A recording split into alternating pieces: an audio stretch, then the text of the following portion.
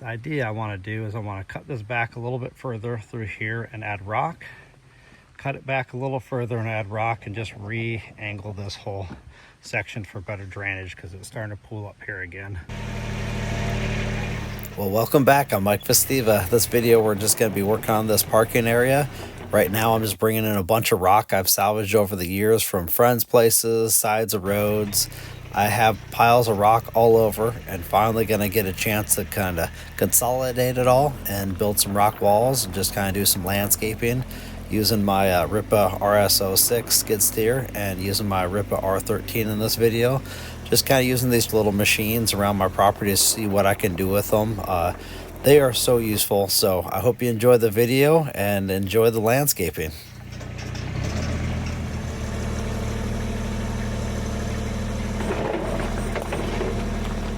So I got my little R13 mini excavator here. I just removed the stock tooth bucket and I got my 19-inch flat material bucket on here. If you haven't seen my video covering all the attachments for these little 1 ton and 1.5 ton machines, I'll put a link below, but this is a super useful bucket. What I'm doing right here is I'm just kind of scraping all the gravel back in the parking area here because, you know, I end up, I think, scraping back 2 yards of gravel. And before I had my dump trailer, it was a lot of work to get gravel up here. So I just don't want to waste it and get a bunch of dirt introduced into the gravel. So I'm making a nice consolidated pile. And right here where I'm ditching is basically in the winter time, there's a wet area and it just kind of flows down this. So this whole parking area kind of also works as a really big, maybe a water bar that directs water not down the driveway onto concrete, but it directs it towards a bigger ditch and a small creek. So I'm just kind of working on getting this whole area scraped back just so I can get in here with the skid steer and do a bunch of dirt work and kind of regrade everything. So right here I'm using the skid steer and just consolidating those like maybe 2 yards of 1.5 inches or 1.25 inches minus gravel just so I can lay it in the area later and I don't want to get a bunch of dirt mixed in it. So originally I thought I was going to put the tooth bucket back on the excavator and start cutting this hillside back for the rock wall. But I got the skid steer in here and decided to see how well it would cut, and it was doing great, removing all this dirt. As you can see, I'm taking it up above, traveling quite a ways up the trail and around the corner to backfill a low spot and to terrace more. Here's the terrace I'm working on. Just been adding a little extra dirt when I get time, and actually built this area out quite a bit before the project was done. And yeah, skid steer works great for it. You can get so much dirt moved in each bucket load. So especially with me traveling way up the trail and around the corner to do that terrace, every time I dug into the hillside, I always made a point to have a full bucket load before I traveled up there. But I think I probably cut 10 to 15 bucket loads of dirt out and filled this area. So yeah, I got a lot of dirt built up here. I really like terracing. Anytime I have an opportunity to cut an area, make a flat spot in the hill, and I can take that dirt somewhere else down a hill and get another usable flat spot, it's just a win-win.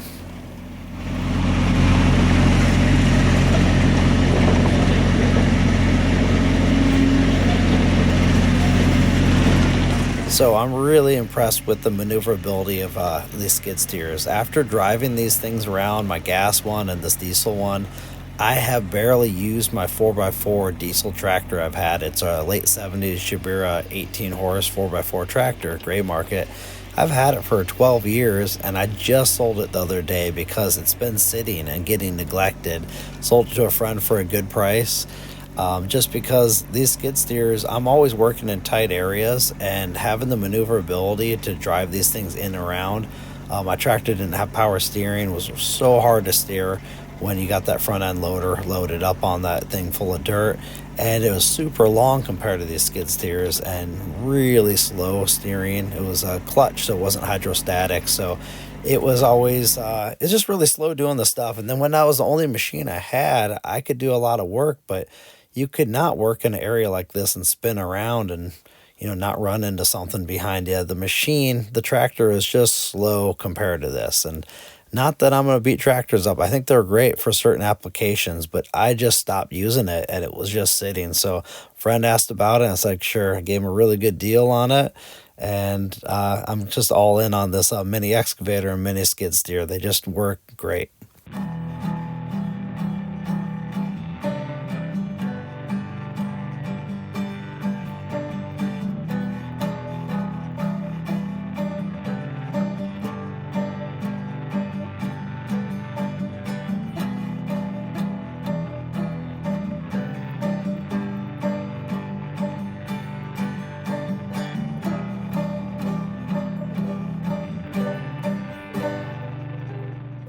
But here I'm using the diesel skid steer as a drive around diesel wheelbarrow. Man, I've done so much of this stuff manually. Definitely not interested in that anymore. I've had some people act like I'm going to get fat and lazy by using my machines for doing this kind of stuff, that I got to be beating my body up by hand. No, man, I spent most of my life doing landscaping and shovel work like this, and I can really appreciate a machine because I've done so much of this stuff by hand, and our ground is so hard, clay with shale. I've done so much pickaxe work and digger bar work and shoveling and wheelbarrowing up and down hills. I'm done with that, man. I'm going to use the machine for all these things and keep my body good for hiking. Well, all right, I got the entire embankment cut back. Finally had to break out the gloves for the actual shovel. I'm really happy with the way that is. I was going to get my excavator in here and cut that edge, but skid steer's got so much weight and power, might as well just use the tool that's going to make the job the fastest. And I hauled all the dirt up here to terrace another spot. I'm all on a hillside, so anytime I can cut dirt, move it to another location where I can terrace, it's a win-win. You know, you gain more flat spot here, you gain more flat spot up there. So probably about an hour and a half, got the site prepped, got about 2 yards of gravel dug up here out of the way. Got the location cut back where I'm happy with. Got this one cut back, got some restrictions over here because of this Douglas fir tree and some of the roots. So I'm leaving a large root down over here where the chicken's at. Now we just gotta go down and grab some rock, start lining a base. Probably just work on one of these walls at a time. Man, using that shovel, I've grown up using shovel and wheelbarrows, and every scoop this machine makes or an excavator makes really makes you appreciate the quantity of weight and material of dirt you can move with the machine compared to a shovel and wheelbarrow. That chicken's always here whenever I'm operating the machine. She must be finding worms in the hillside. Nice spot to groom yourself, right?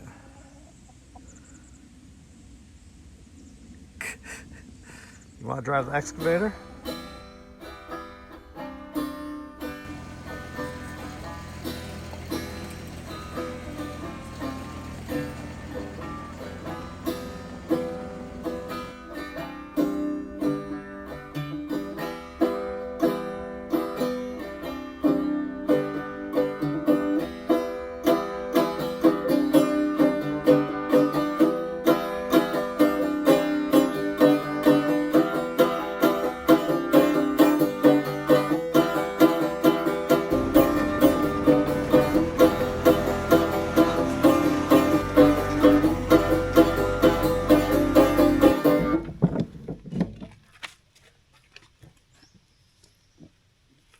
So I cut a bunch of the rock wall building out of here and sped mass of it up because it's a really slow process, but packing a bunch of dirt behind it and gravel, backfill, and make sure the rock wall is sturdy for years to come. It's just dry packed in here and there's no mortar or anything. I've had really good luck with these as long as you take your time packing everything and putting a few longer rock into the wall just to support it. There's that chicken again. So I took some of the gravel I back graded out of this spot originally and just getting this parking spot set up here. And just, we're gonna bring in some more gravel later in the video, but this is just taking that some of that 2 yards that I had here and spreading it out. So let me show you. This is zero rake work because you can see your cutting edge so well. I mean, there's a few spots I could smooth out with my foot, but and keep in mind I'm gonna bring some fresh stuff in here. This is 1.25 inches minus, but it looks like it's more like 3/4 minus. It's not dirt. I've had some people comment why I'm putting dirt in here. It's just fine. It's particulate, small rock, packs in for a really good road bed. But yeah, you can see just by back grading that, pretty good. All I really got to do is come through here and sweep out a few spots with my foot. You know, a rake would work fine too, but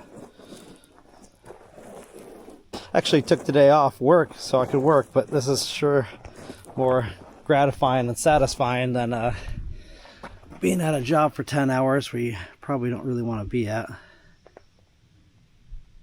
I seemed to go through more stone than I thought. Working on the second rock wall, I ran out about 1/3 of the way through, so I went to a gravel and rock yard and picked up some more stone. There you go, 2.25 tons loaded by hand. Should be enough to finish that rock wall there.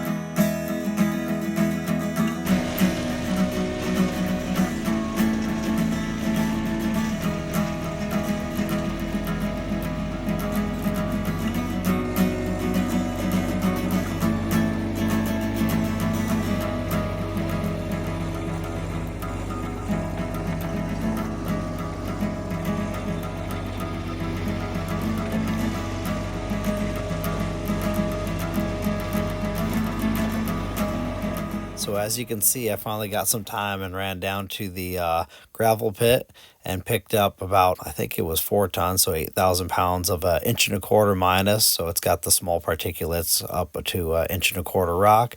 This stuff packs in really well for the parking area. It makes a really good road bed, but it sure takes a long time to pack in with a lot of rain and vehicles traveling over. I've been kind of on the fence about buying a little gas-powered plate compactor. The cheap ones range from $400, and I think Harbor Freight sells one for around $700. They do a really good job. I just can't justify buying a name brand one, like a commercial grade one. They run up a few $1,000s or more. That's just out of my price range for just packing and gravel. But I'm thinking about buying a little off-brand one, or maybe I'll pick up the Harbor Freight. If you own one of those, let me know. I've been on the fence for a few months, and I had a subscriber mention again recently that they really like having one of those around their place for doing this gravel work. So probably going to pull the trigger on one of those compactors soon. If you got a good suggestion on an affordable one that you've been running, you've been happy with, leave a comment down below. Yep, just finishing the rest of this pull-up driveway right here. There's quite a bit of traveling here with this machine. Just using the bucket to scrape everything out. By the time you're done back scraping all this stuff and backblading it, takes almost no rake work. It's just grades out really nice.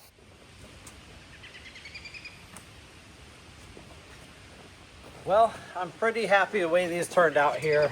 That was about $75 worth of rock and about $75 worth of gravel to re-gravel this whole thing. And I thought I'd use the mini excavator more on this project. Probably didn't even need to get it out at all. I did use it a little bit, but I think I could have done everything with this Rippa RS06. Thing has enough weight and enough power that's super stable. No matter how much rock you have in that bucket, you can hop off the machine. It's not tipping forward like a lighter gas machine.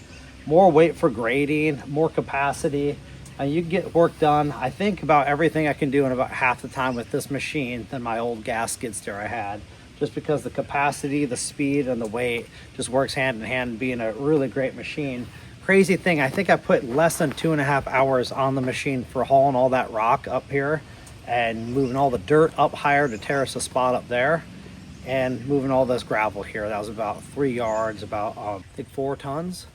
And it is a solid machine. I don't think I used more than maybe less than a gallon. Maybe I filled it up as just barely over half a tank when I started the project, and now it's just barely under half a tank. So it just sips the gas. Been really happy with that machine. I'm really happy with these new parking spots. And if you guys remember, originally I talked about a spring in the winter time that flows water out of the ground here. So this is all cut on a grade because all the water used to go down the driveway here and onto some concrete. So that's why this is graded. I kind of paid attention to the grading on this whole project, so the water should flow out and towards a ditch over here. I'll bring you guys back in at some point in a future video to show you once this is all landscape a little more with all the plants get established. Hope you enjoyed the video. If you did, give it a thumbs up, leave a nice comment down below, and see you next time. Bye.